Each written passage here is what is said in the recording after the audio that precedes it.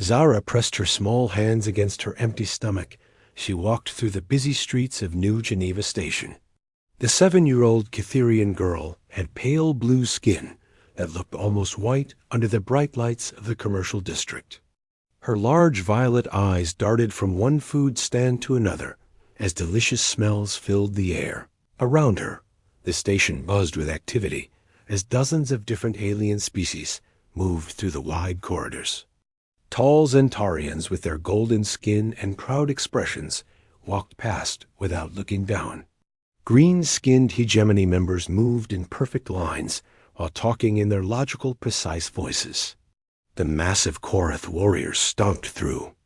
The crowds with their thick gray skin and fierce red eyes. Zara had been living on the streets for 3 months now since her parents died in the mining accident.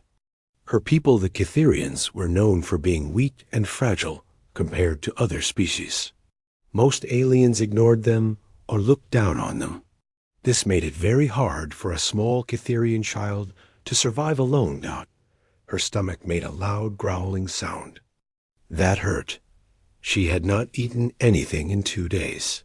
The last time she found food was when someone dropped half a nutrition bar near the waste disposal units. Now even that was gone, and she felt dizzy from hunger. She approached a Zentarian food vendor who was selling steaming bowls of what looked like soup. The tall golden alien had 4 arms and was using all of them to serve customers quickly. Zara waited until there was a break in the line, then stepped forward. "Please, sir," she said in her small voice, "could I have just a little bit of food?" Zentarian looked down at her with cold yellow eyes. He held up a small device that beeped when he pointed it at her. The scanner showed she had no credits, no money, and no way to pay. "No payment, no food," he said in a harsh voice. "Move along, little creature." Zara felt tears starting in her eyes, but she tried not to cry. She walked to the next stand, where a green hegemony member was selling nutrition tubes. These aliens were supposed to be logical and fair. Maybe this one would help her. "Excuse me," she said, trying to sound polite. "I am very hungry, and I wonder if you might have any extra food." The hegemony vendor did not even look at her. He simply pointed his scanner in her direction, and when it showed no credits, he made a dismissive gesture with his long green fingers. Negative. No currency detected. Request denied. Next customer, please. The same thing happened at 5 more stands. A Korath warrior actually growled at her and showed his sharp teeth when she asked for help. 2 other Zentarians just waved her away without even scanning her first. Everyone could tell just by looking that she was a poor street child with nothing to trade. Zara felt weak and had to lean against a wall to rest. Her legs were shaking, and she was having trouble thinking clearly. She knew that Cytherian children could not go very long without food. Her body was getting weaker by the hour. She looked ahead and saw one more food stand at the end of the row. This one was different from the others. Instead of being run by an alien, there was a robot standing behind the counter. The robot looked like it was built by humans. It had a friendly face made of metal and synthetic materials. Glowing blue lights indicated its eyes, and it was humming a cheerful tune while it worked. The robot was serving a variety of foods that Zara had never seen before. There were colorful fruits, strange-looking sandwiches, and tall glasses filled with white liquid that looked creamy and delicious. The smells coming from this stand were amazing and made her stomach hurt even more from wanting food. She walked slowly toward the human-robot stand. Her small bare feet made almost no sound on the metal floor. Several aliens were buying food from the robot, and it seemed to be very polite and friendly to everyone. It even smiled, which was something Zara had never seen a vendor do before. When the last customer left, Zara stepped up to the counter. The robot looked down at her with its glowing blue eyes. Unlike the other vendors, this one did not immediately point a scanner at her. Instead, it tilted its metal head to one side like it was curious. "Hello there, little one," the robot said in a warm voice. "What can I do for you today?" Zara was surprised by how kind the robot sounded. Its voice had something she had never heard from other vendors before. It sounded like it actually cared about her answer. She started, then stopped, because her voice was shaking. "I am very hungry, and I was wondering if maybe you have some food that you might give to me." The robot looked at her more carefully. Its blue eyes seemed to glow brighter as it studied her thin frame and the way she was swaying on her feet from weakness. "You look like you need something to drink too," the robot said. "When was the last time you had anything to eat or drink?" "2 days ago," Zara whispered. "I found part of a nutrition bar, but that is all." The robot made a sound that might have been sadness if robots could feel such things. It reached under the counter and pulled out a tall glass. Then it filled the glass with the white creamy liquid she had seen other customers drinking. The smell that rose from the glass was wonderful and made her mouth water. "This is milk," the robot explained. "It has proteins and nutrients that will help you feel better." Zara stared at the glass with wide eyes. It looked like the most beautiful thing she had ever seen. But then she remembered that she had no way to pay for it. "I do not have any credits," she said sadly. "I cannot pay you." The robot held out the glass toward her anyway. When she did not take it, the robot set it down on the counter right in front of her. "That is okay," the robot said with what sounded like a smile in its voice. "You can pay me when you are older." Zara blinked in confusion. She had never heard anyone say anything like that before. Every transaction in the galaxy required immediate payment. No one ever let anyone pay later, especially not a poor child with no family or prospects. "I do not understand," she said. "It is simple," the robot replied. "You take the milk now when you need it. Someday, when you are grown up and you have credits, then you can come back and pay me. Until then, do not worry about it." Around them, other aliens had stopped to stare. A group of Zentarians were pointing and talking in shocked voices. Some hegemony members had gathered to observe what they clearly thought was a malfunction in the robot programming. Even a few Korth had paused to watch. This strange interaction. Zara reached out with trembling hands and took the glass of milk. It was warm and smooth, and when she took her first sip, it was the most delicious thing she had ever tasted. She drank it slowly, making each sip last as long as possible. "Thank you," she whispered when she finished. "You are very welcome." The robot said, "My name is Charlie." "What is yours?" "Zara." "Well, Zara," Charlie said, "you come back anytime you are hungry. We will work out the payment later." The news of what happened at Charlie's food stand spread through New Geneva Station faster than anyone expected. Within hours, every alien on the commercial deck had heard about the human robot who gave free food to a poor Cytherian child with a promise of future payment. In the Zentarian business district, the golden-skinned merchants gathered in small groups to discuss this strange event.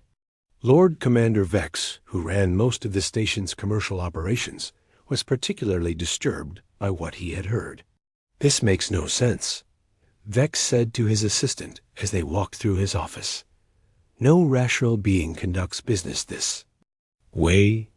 The robot will be taken advantage of by every poor creature on the station." His assistant nodded in agreement. "Sir, the other human vendors are beginning to copy this behavior. 3 more human-operated stands have started offering food with delayed payment terms." Vex stopped walking and turned to stare at his assistant. "What do you mean 3 more?" "The human food vendors are all implementing the same policy, sir. They are calling it paying when you are older. Any being who claims to need food or supplies can take them immediately and promise to pay at some future date." Vex felt his golden skin turn a darker shade, which happened when Centaurians became angry. "This is economic madness. Send a message to Captain Morgan immediately. I want to meet with the human leadership within the hour. Meanwhile, in the lower levels of the station, word was spreading among the poor and desperate beings who lived in the shadows. Creatures who had been surviving on scraps and begging now learned there were places they could get real food and supplies that Zara had returned to. Charlie stand 3 more times over the past week. Each time the friendly robot had given her food and drink while asking about her day and how she was feeling. Charlie seemed genuinely interested in her well-being, which was something no adult had shown her since her parents died. Charlie, she asked as she sipped another glass of milk, why do humans help people like this? Charlie paused in his work of preparing sandwiches for other customers. Well, Zara humans believe that everyone deserves a chance to survive and grow. We think that helping someone when they are young and need it most is a good investment in the future. Investment, Zara repeated the word carefully. What does that mean? It means we give something now because we believe it will create something good later, Charlie explained, like planting a seed. The seed costs money and work today, but later it grows into a tree that gives fruit for many years. Zara thought about this as she watched Charlie work. She had never heard anyone talk about helping others as an investment before. Most species only did things when they knew they would get immediate benefits. Across the station in the human quarters, Captain Lisa Morgan was reviewing reports from her people about the new food distribution program. Unlike the alien reactions, she was pleased with what she saw. The local human community has embraced the delayed payment system. Her aide Danny reported, "Our vendors report that about 60% of recipients are beings who genuinely need help. The other 40% are beings testing the system to see if they can abuse it." "And how are our people handling the testing?" Morgan asked. "Very well, ma'am." The vendors have quickly learned to distinguish between real need and attempted exploitation. They are developing sophisticated methods for determining who truly requires assistance. Morgan nodded. "Good. What about supplies and inventory?" "Surprisingly stable, ma'am. Many beings who received help in the first few days have already returned with small payments or offers to work. Others have begun helping to maintain the stands and assist with preparation. We are actually operating more efficiently than before." At that moment, Morgan's communicator chimed with an urgent message from Commander Vex, demanding an immediate meeting. She sighed and prepared to defend human business practices to yet another confused alien. "Administrator." The meeting took place in Vex's office, which was decorated with golden displays of Zentorian commercial achievements. Vex sat behind his large desk while Morgan took a chair across from him. His yellow eyes were bright with frustration. "Captain Morgan, I must demand an explanation for your people's behavior," Vex began. "This delayed payment system is causing disruption throughout the station's economy." "How so, Commander?" Morgan asked calmly. "Other species are beginning to question the necessity of immediate payment. Some vendors are reporting customers asking for similar delayed payment options. This could collapse our entire credit-based system." Morgan leaned back in her chair. "Commander, with respect, our system is actually strengthening the local economy. Beings who were previously unable to participate in commerce are now becoming active contributors." "That is impossible," Vex replied. "How can giving away free goods strengthen anything?" "Because, Commander, we are not giving things away. We are making investments in future economic participants. A being who receives help today becomes a customer tomorrow. More importantly, they become someone who understands the value of assistance and often provides help to others." Vex looked confused. "You are saying that helping someone makes them more likely to help others?" "Exactly. Humans call this paying it forward. When someone receives unexpected kindness, they often feel motivated to provide kindness to others. This creates a network of mutual assistance that makes the entire community stronger." As Morgan explained human economic philosophy, Zara was having her own conversation with Charlie about similar topics. The young Cytherian had started spending most of her day at the food stand watching how Charlie interacted with different customers. "I notice you treat everyone differently," she observed. "Some beings you ask lots of questions before giving them food. Others you help immediately." Charlie smiled. "That is very observant, Zara." "Yes, I have learned to recognize the difference between someone who truly needs help and someone who is just trying to get free things." "How can you tell?" "Many things," Charlie explained. "Body language, tone of voice, the questions they ask, and how they react when I offer help. Someone who really needs food acts different from someone who just wants free food." Zara watched as a well-dressed Centaurian approached the stand. The alien looked around nervously, then asked if he could have free food because he had no credits. But Zara could see expensive jewelry on his arms, and his clothes were made of fine materials. Charlie politely told the Centaurian that he could provide emergency rations if the being was truly in distress, but that it appeared the customer had resources available. The Centaurian became angry and stomped away, complaining loudly about human stupidity. "See," Charlie said to Zara, "that being was not hungry or in need. He was testing our system to see if he could take advantage of kindness." "But how did you know?" Zara asked. "His clothes, his jewelry, the way he spoke, and most importantly, the way he became angry when gone. I offered basic food instead of expensive items. Someone who is truly hungry is grateful for any nutrition. Someone who just wants free things gets upset when you do not give them exactly what they want." Over the following days, more aliens began testing the human system in various ways. Some sent servants to collect free food. Others pretended to be poor when they clearly were not. A few even tried to claim they were orphans or refugees when they obviously lived in nice quarters elsewhere on the station. But the humans proved surprisingly difficult to fool. Their vendors developed an informal network of communication, sharing information about who had genuine needs and who was attempting to abuse their generosity. They created simple work opportunities for beings who wanted to contribute something in return for help. Most importantly, the humans began teaching their philosophy to others. Beings who received assistance learned about concepts like mutual aid, long-term thinking, and community investment. Some of these ideas started spreading to non-human parts of the station. Commander Vex noticed these changes during his daily reports and found them deeply disturbing. His ordered credit-based universe was becoming contaminated with human ideas about delayed payment and mutual assistance. He decided that stronger action would be necessary to contain this economic infection before it spread further. 6 months had passed since Zara first approached Charlie's food stand, and the changes on New Geneva Station were impossible to ignore. The small Cytherian girl, who had once been dying of hunger, now looked healthy and strong.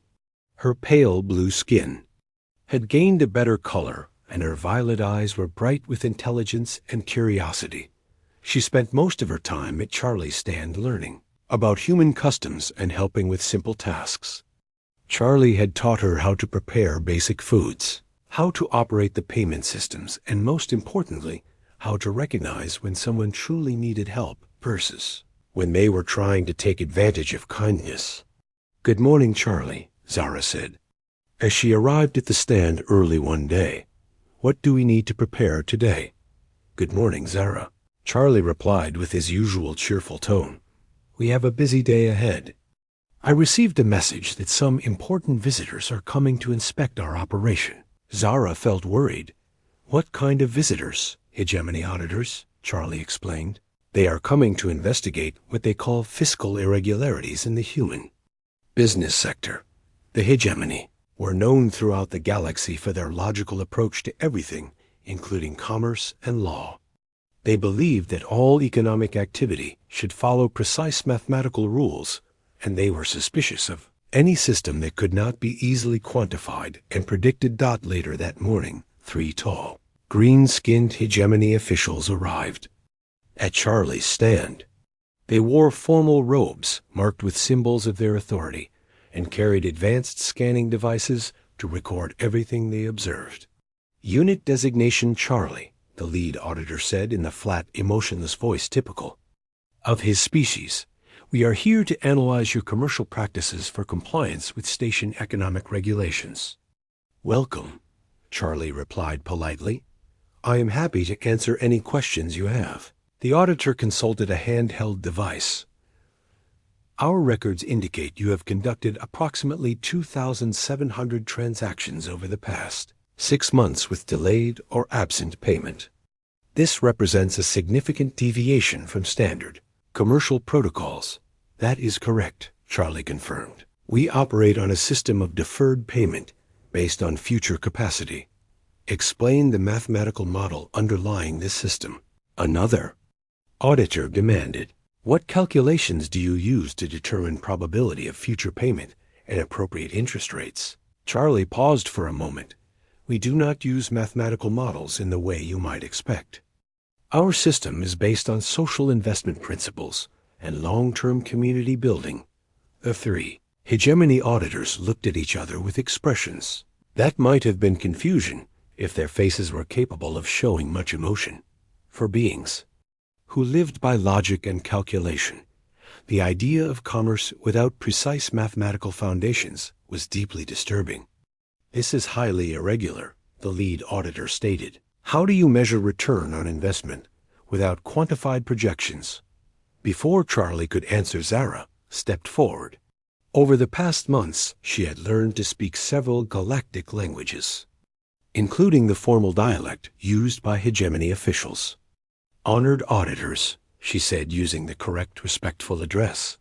Perhaps I can provide clarification from the perspective of a system participant. The auditors turned their attention to her. They quickly scanned her with their devices, noting her species age and lack of official economic status. You are a recipient of irregular commercial assistance, the lead auditor observed. What is your current debt obligation to this vendor? Zara thought carefully about her answer. According to the original agreement, I am obligated to pay for all food and supplies I have received when I become older and have sufficient resources. Quantify older and sufficient resources, the auditor demanded. The terms were not specified in numerical values. Zara replied, the agreement is based on good faith and mutual understanding rather than precise legal definitions. The auditors made notes on their devices, clearly disturbed by this vague arrangement. To their logical minds, a contract without specific terms and measurable obligations was meaningless. This system appears vulnerable to massive exploitation, the second auditor stated. What prevents all beings from claiming they will pay later while never intending to fulfill obligations? Charlie answered this question. Experience and judgment. We have learned to distinguish between genuine need and attempted fraud.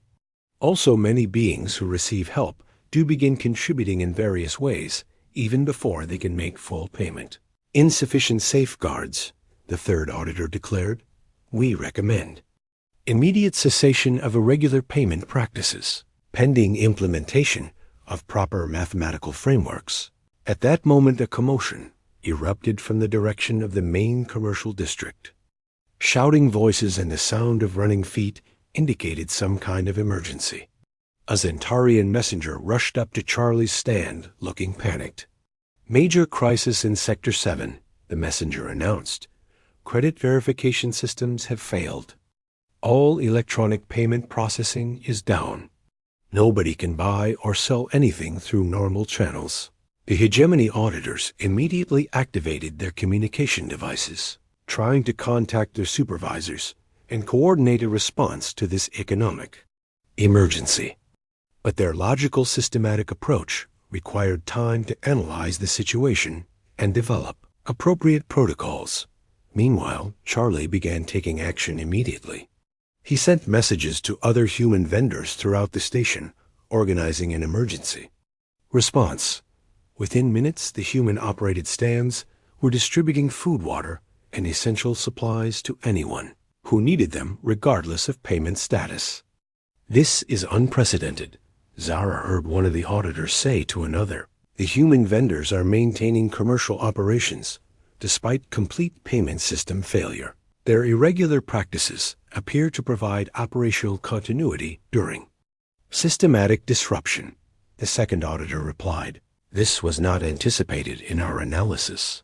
Zara watched as beings from dozens of different species came to the human stands seeking emergency supplies. Many were aliens who had previously criticized the human payment policies. Now they were grateful for any assistance they could receive. More importantly, she observed that beings who had previously received help from the humans were now stepping forward to assist others. Aliens who had been given food during their own difficult times were now helping to distribute supplies and maintain order during the crisis. A Centaurian named Crix, who had received help several months ago, was organizing lines to ensure fair distribution. Two Korath warriors, who had initially mocked human generosity, were now using their strength to carry heavy supplies to elderly aliens who could not walk far. Look, Zara said to the hegemony auditors, the people who were helped before are now helping others. The investment Charlie talked about is paying returns. The lead auditor observed the scene with growing interest. The assisted individuals are demonstrating reciprocal altruistic behavior without specific contractual obligations. Exactly, Charlie said. This is what humans call social capital. When you invest in people's welfare, they become invested in community. Welfare. The return is not immediate monetary payment, but increased social stability and mutual assistance. The crisis lasted for 6 hours, while technicians worked to repair the payment systems.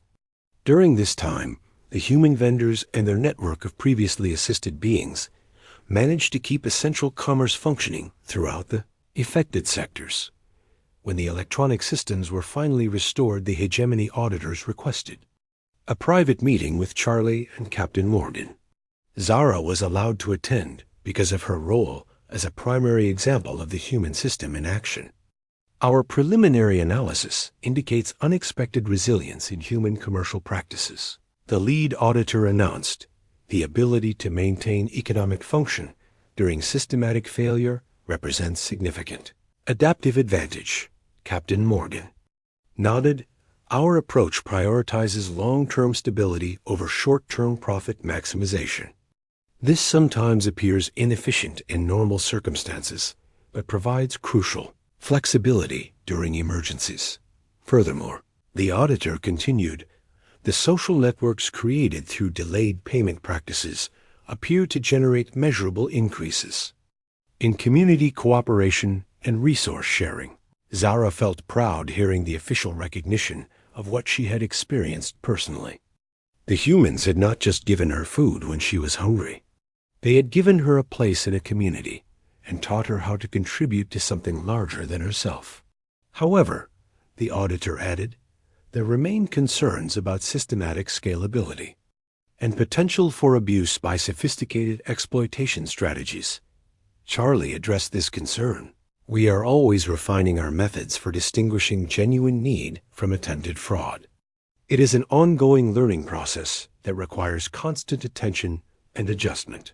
The meeting concluded with the auditors agreeing to extend their investigation for another month to gather more data about long-term outcomes. For now, the human vendors were allowed to continue their delayed payment practices under official observation. As they walked back to the food stand, Zara asked Charlie, do you think they will eventually understand what we are doing? Charlie considered the question carefully. I think they are beginning to understand that there are different ways to create value and measure success. Whether they will fully embrace these concepts remains to be seen.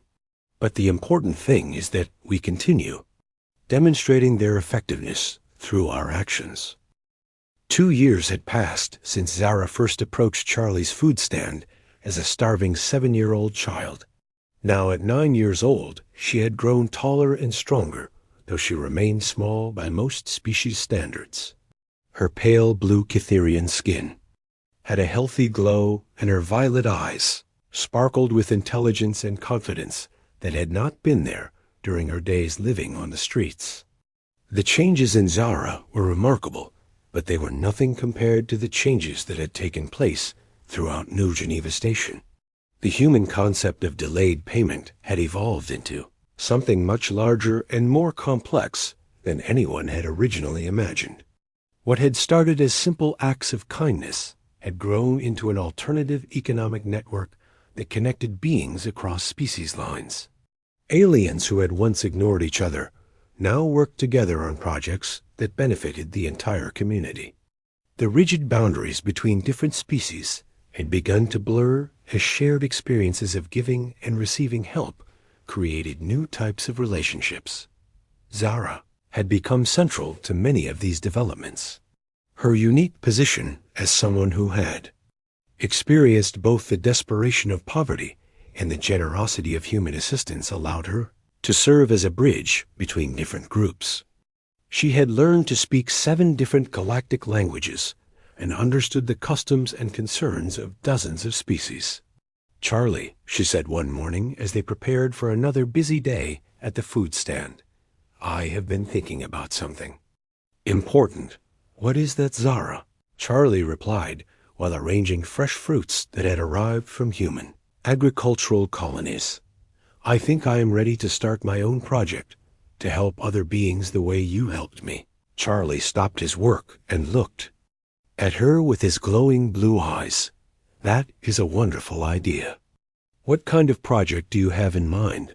"I want to create a place where newly arrived beings can learn about the station and find help getting started with their lives here," Zara explained.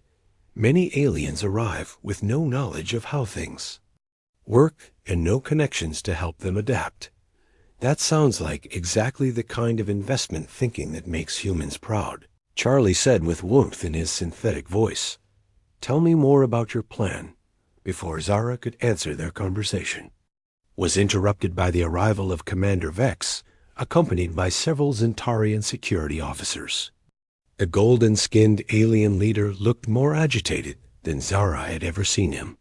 "Robot Charlie," Vex announced in his formal commanding voice, "I must inform you that a major crisis is developing that threatens the stability of this entire station."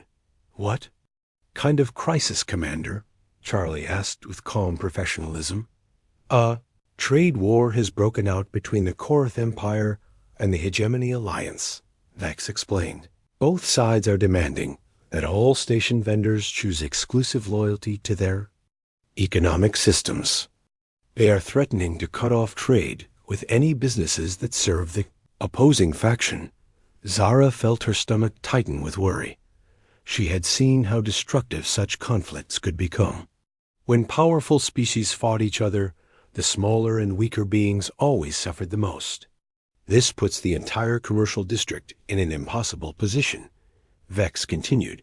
"If we align with the Korath, we lose access to hegemony technology and resources. If we support the hegemony, the Korath will blockade our supply lines.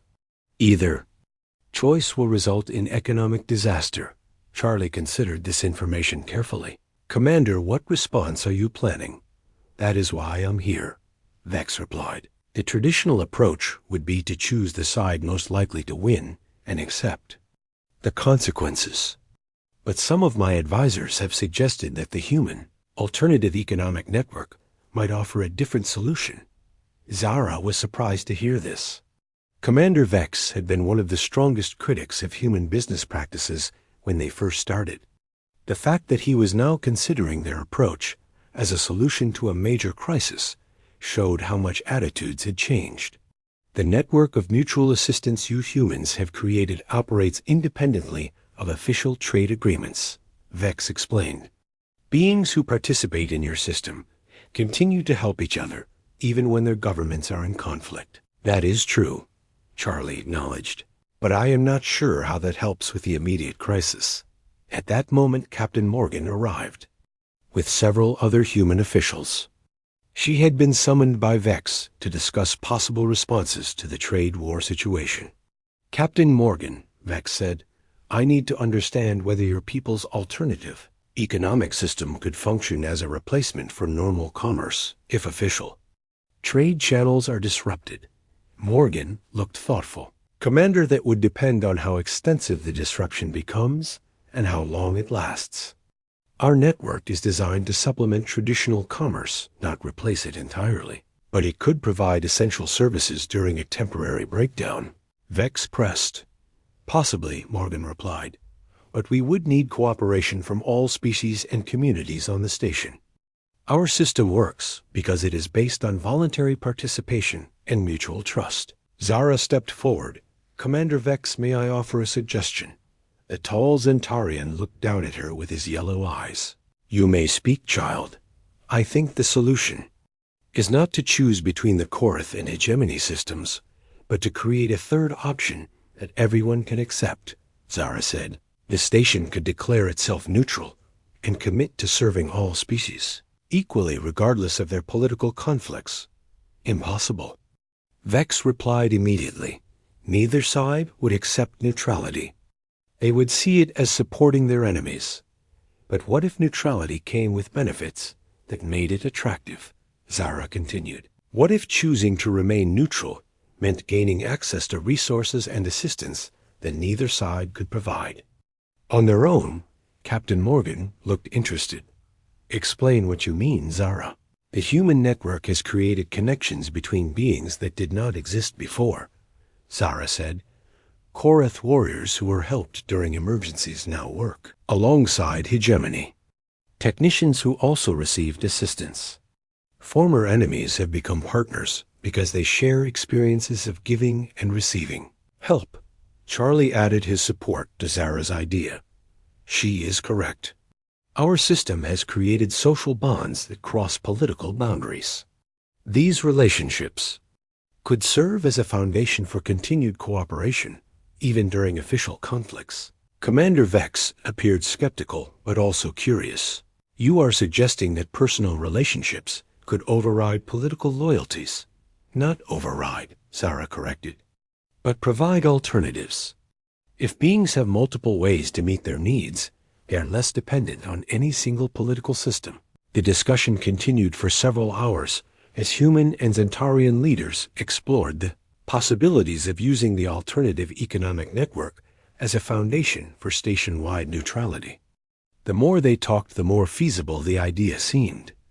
The key insight was that the human system had created what Captain Morgan called social capital.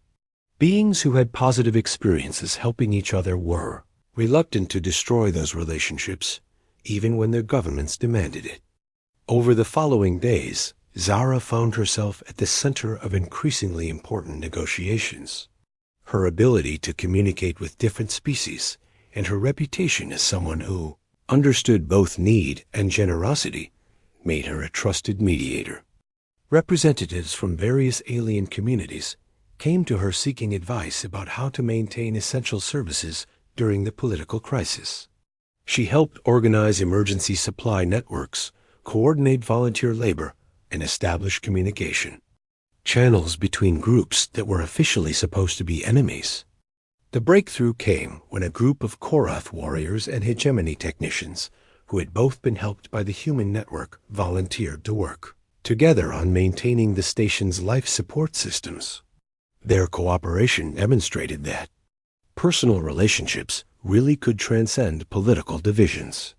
This is remarkable, Commander Vex told Zara after observing the mixed species work crews. I have never seen Korath and hegemony cooperate on anything yet.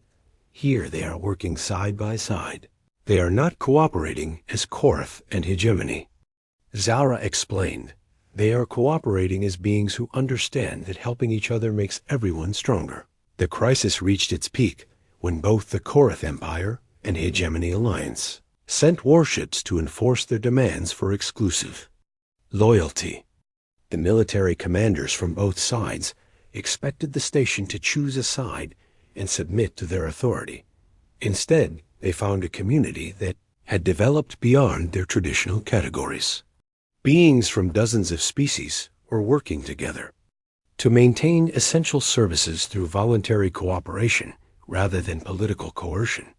Commander Vex, the Korath military leader, demanded during a tense negotiation. You must declare loyalty to the Empire and expel all hegemony sympathizers. General Vex replied with newfound confidence. This station serves all beings who come here peacefully. We do not recognize political boundaries when it comes to basic needs like food, water, and safety. The hegemony fleet commander made similar demands and received the same response. Both sides found themselves facing a situation they had not anticipated. The station was not defying them through military resistance, but through social organization that made their political categories irrelevant. After several days of standoff, both fleets withdrew to reconsider their strategies. The trade war continued. Elsewhere in the galaxy, but New Geneva Station had established itself as a neutral zone where beings could interact based on mutual need and 5 years had passed since Zara first approached Charlie's food stand as a desperate, hungry child. Now, at 12 years old, she was considered a young adult by Cytherian standards, though she would continue growing and learning for several more years. Her pale blue skin had developed the subtle patterns that marked maturity in her species, and her large, violet eyes held wisdom that came from experiencing both suffering and kindness. The transformation was not just in Zara, but in the entire character of New Geneva Station. What had once been a cold commercial hub focused purely on profit had become something unprecedented in the galaxy. A community where beings from dozens of different species worked together based on mutual assistance and shared responsibility. Rather than just economic transactions, Zara had become one of the most respected mediators and translators on the station. Her unique background as someone who had experienced both desperate poverty and human generosity gave her credibility with beings from all walks of life. She could speak with wealthy merchants about their business concerns and with struggling refugees about their survival needs with equal understanding and effectiveness. The success of her mediation work had resulted in her accumulating substantial credits through fees and grateful payments from satisfied clients. For the first time in her life, she had significant financial resources and the security that came with them. On this particular morning, she was walking through the commercial district, carrying a payment device loaded with enough credits to cover all the foo.